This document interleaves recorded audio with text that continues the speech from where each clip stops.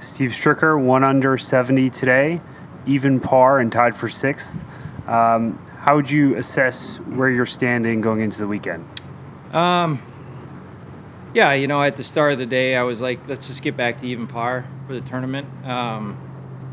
It's a little disappointing. I bogeyed, I guess, number 6 and 9 to finish, but they're tough holes. Didn't drive it in the fairway on either one of those holes, so from that point, it makes it pretty difficult. So, but I'm right in there. The scores aren't going anywhere. It's very challenging. It's very tough.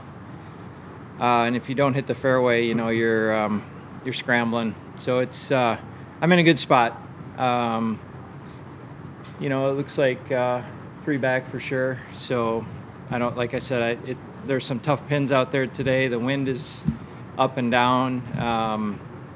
Course has got a lot of teeth to it. So I feel okay where I'm at. Great. We're going to open up for questions on your left here.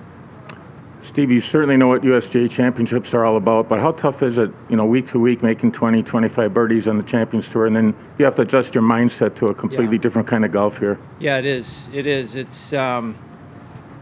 is a different mindset, but it's one that we've played and you're used to. You revert back to that mentality pretty quick, knowing that you have to get it in the fairway on the tee at all costs, and if you don't, then you become in scramble mode, and how best can you get a 10-footer for par, look at it on the green. So again, it's different, but yet we've played so many of these through the course of our career, and this is the way I remember U.S. Opens when I first got on tour. This type of difficultness. So it's a legitimate test this week. On your right. Steve, you skirted disaster on 9 yesterday, but today obviously a little bit different.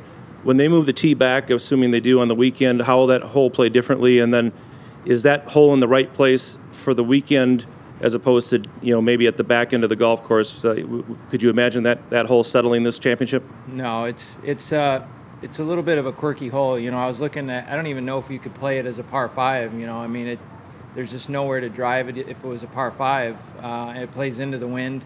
I think, where we've played it the first couple days, it's guys in my group have been hitting 3 woods. Driver can kind of get into the next part of the creek. So if they move the tee back, it's going to be a driver for sure.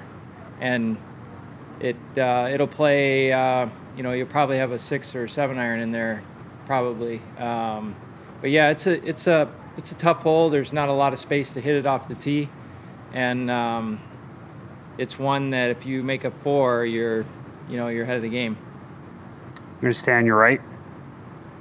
Steve, along with the LA Country Club comment, Padraig also said he thought this course allows for some chasing a little bit, like being a few shots behind is not the end of things. Do you look at that now on a Saturday? Or is it still just about a number you've got in your own head, and you're not really looking at, chasing Bernard or Rod or something like that?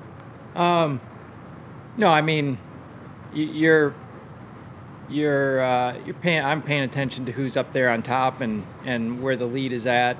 Obviously, I wanted to get more under par than what I was at there coming in, but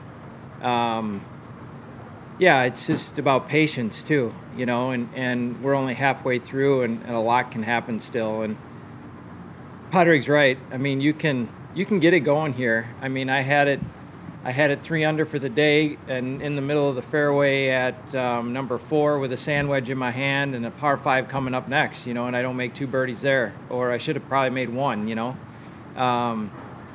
So it's out there. If you play well, you get it in the fairway. It's definitely you can definitely shoot a good, I'm saying 4 or 5 under round, would be a hell of a round. So it's tough. On your left here.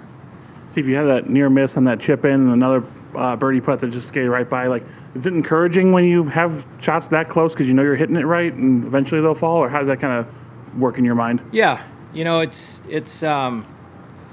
you know, the near chip in at number 7, I guess, you know, I'm disappointed that it didn't go in, but yet at the end of the day, it was a good 3.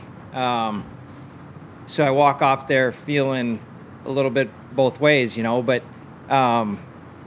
you just can't get too high or too down on yourself here. You know, I mean, any U.S. Open, you can't do that. And you can't think that you got the course licked, you know, like yesterday. I make the turn 2 under and I'm going to the back 9 and, you know, I've got some birdie holes to start with and all of a sudden, bang, I'm 2 over, you know. So it can jump up and get you really quick and you have to pay attention and it's a challenge. We're going to take 2 more. Here, stay on your left.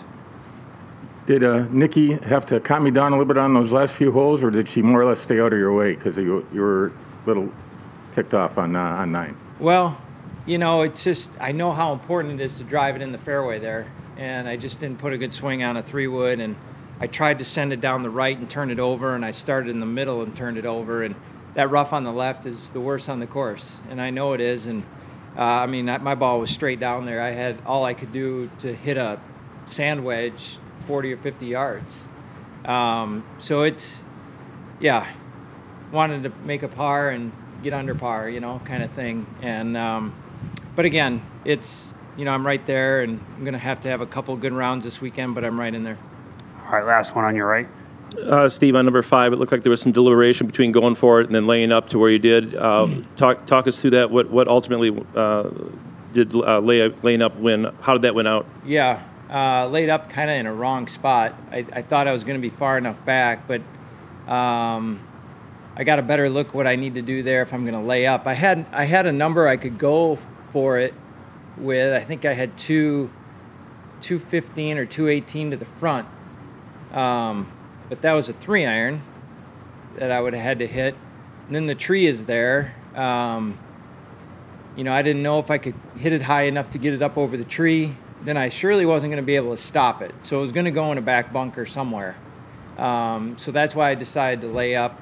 And I can't believe that my wedge over the tree stopped so fast, really. I thought, you know, anything would just skate down there to the hole. And it left me with a putt that super defensive, you know, had a lot of break to it, and that was the case today on a lot of holes where the pin placements were in some challenging spots, you know, right on the crowns. If you're on the wrong side, you're, you know, really defensive, and it was hard to have a putt where you could be really aggressive with, but that's a tough hole. I mean, you got to first get it in the fairway, and then it provides all these questions in your mind what you should really do. So it's a good risk-reward hole.